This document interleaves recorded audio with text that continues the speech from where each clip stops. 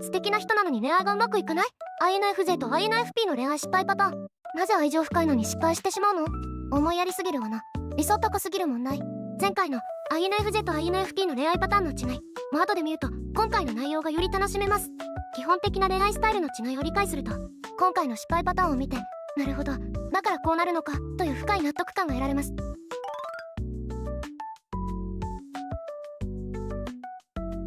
日のデート楽しかったな。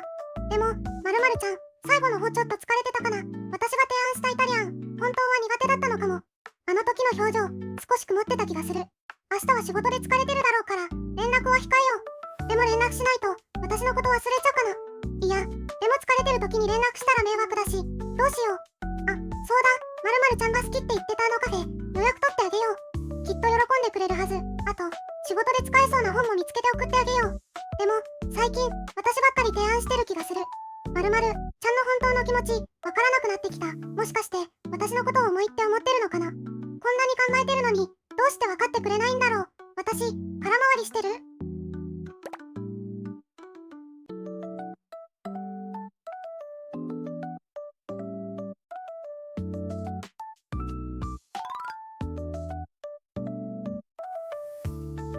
この人とならきっと運命的な恋ができるはず。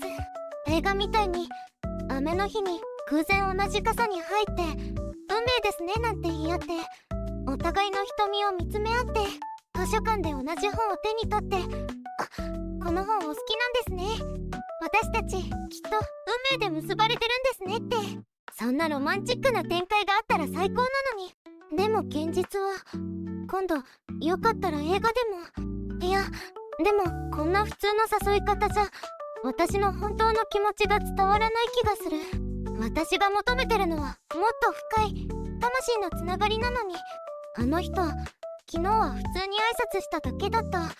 私が思ってるほど特別な関係じゃないのかも。やっぱり私の理想が高すぎるのかな。でも妥協はしたくない。でも今日はなんだか気分が沈んでる。昨日はあんなに希望に満ちてたのに、この気持ちの波相手にも伝わっちゃってるかな。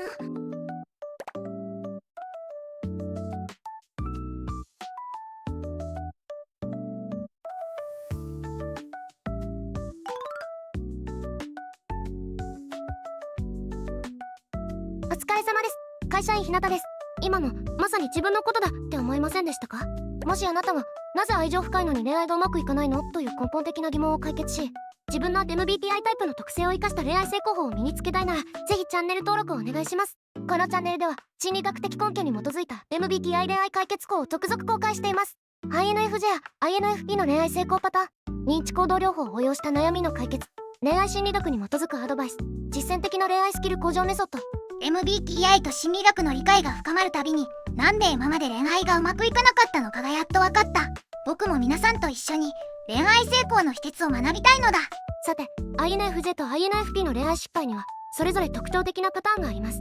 興味深いことにどちらも愛情深く相手を大切に思う気持ちが人一倍強いんです。愛情深いのに失敗しちゃうなんてなんでなのだ。それは愛情の表現方法や恋愛へのアプローチにそれぞれの MBTI タイプ特有の認知の偏りがあるからなんです。心理学的に言うといい特性が極端になりすぎることで逆に問題を生み出してしまうんです。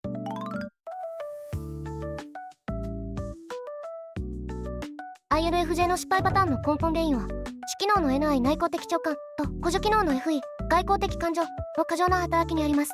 NI の相手の潜在的なニーズや未来の感情を深く予測し、 FE のその予測に基づいて相手を喜ばせようと先回りして行動するため、完璧に相手を幸せにしたいという気持ちが強くなりがちです。心理学ではこのような過度な配慮や適応は過剰適応と呼ばれており、相手に無言のプレッシャーを与えたり自分自身の感情的枯渇を招くことが知られています。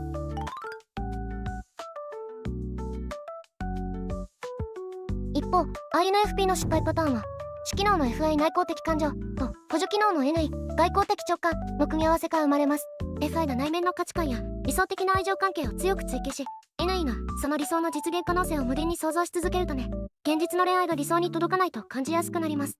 心理学研究では理想事故と現実事故の差の大きいほど自己評価が低下し、行動への躊躇が増すことが実証されています。それぞれの失敗の心理パターンはご覧の通りでした。対策はこの後解説します。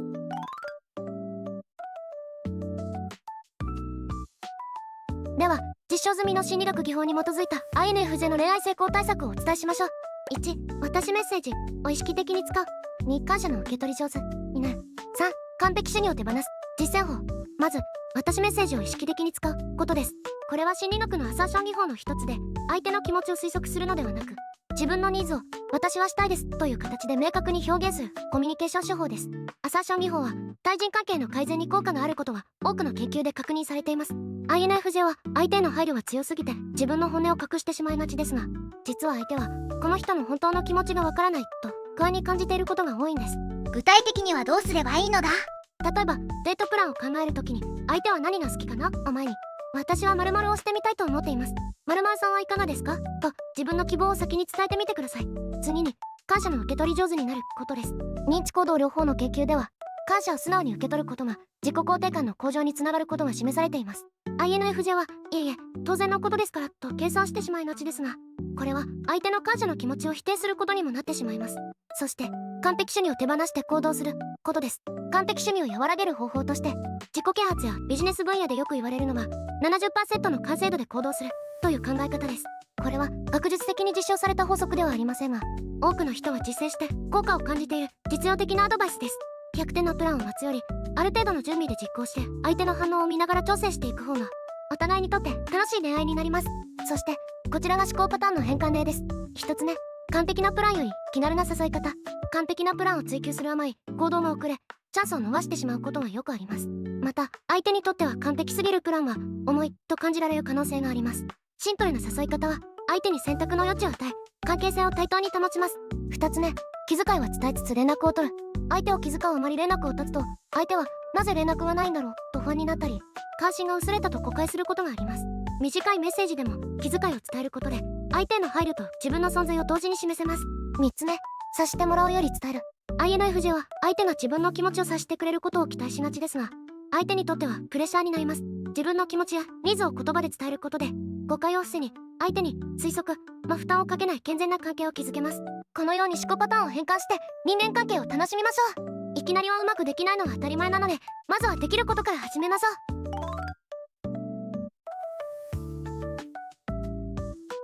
続いて心理学的知見に基づいた INFP の恋愛成功対策です。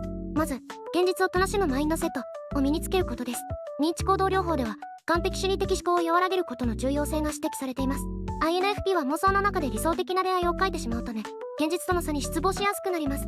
一般的によく言われるのは 70% で十分という考え方で、これは学術的な法則ではありませんが、多くの人が完璧主義を和らげるために実践している実用的なアプローチです。現実の関係性にも十分な価値があることを認識することで、目の前の恋愛を心から楽しめるようになります。どうやって 70% で満足できるようになるのだ？例えば雨の日に空前同じ傘に入る代わりに、カフェで偶然同じ本を読んでいることを発見する。映画のようなドラマチックな展開じゃなくても、日常の小さな偶然を運命的として楽しむ練習をしてみてください。小さな奇跡も素敵な運命なのだ。感情を客観視するテクニックでは、感情を一時的な波のように捉えて受け流します。 INFP は感情の起伏が激しく、昨日は相手を運命の人だと思っていたのに今日は急に冷めてしまうということがよくあります。感情日記をつけることで自分の感情パターンを客観視し、一時的な感情に振り回されずに済むようになるという方法もあります。感情日記は INFP が自分の感情パターンを理解し、感情の波に振り回されないようになるための実用的なツールです。 INFP の FI 内向的感情は非常に深く豊かな感情を生み出しますが、その割感情に没頭しすぎて客観的な判断が困難になることがあります。感情日記をつける際のポイントは、まず今日の感情を素直に書き出すことです。不安、嬉しさ、落ち込み、興奮などどんな感情でも否定せずに記録しましょう。次に原因分析ね。その感情が生まれた具体的なきっかけを探ります。相手の行動、自分の期待、外部の状況など客観的な事実を整理します。冷静な視点では、感情が高ぶっている時には見えなかった別の可能性や解釈を考えてみます。相手の立場や状況、自分の思い込みはなかったかなど多角的に状況を見直します。最後に学びとして今回の経験から次に活かせることを書き留めます。この習慣を続けることで INFP は自分の感情パターンを把握し、一時的な感情の波に飲み込まれることなく、より安定した恋愛関係を築くことができるようになります。感情日記ってすごく実用的なのだ。自分の気持ちがよくわかりそうなのだ。そうなんです。 INFP にとって感情日記は豊かな内面世界を整理し、恋愛をより楽しむための強力なツールになります。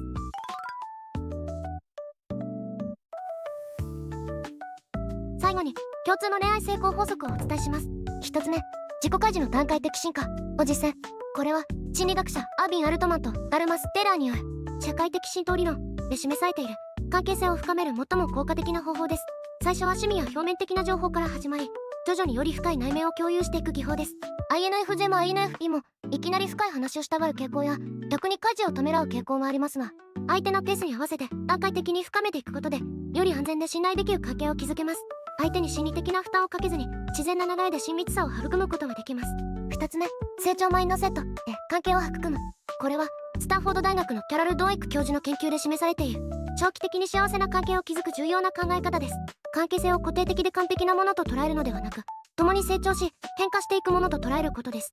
INFJ も INFP も理想を追求するタイプなので完璧な相手を求めがちですが、困難を乗り越え共に学び成長していける関係という視点を持つことが実は長期的な幸せにつながります。課題に直面した際もそれを乗り越える機会として捉え、関係性をより深く強く育てていくことができます。愛の形は人それぞれなのだ。みんな違ってみんないいのだ。まさにその通りです。 INFJ の思いやり深い愛情も INFP の純粋で深い愛情もどちらも素晴らしい愛の形です。大切なのはその特性を生かしながら相手との調和を図ることなんです。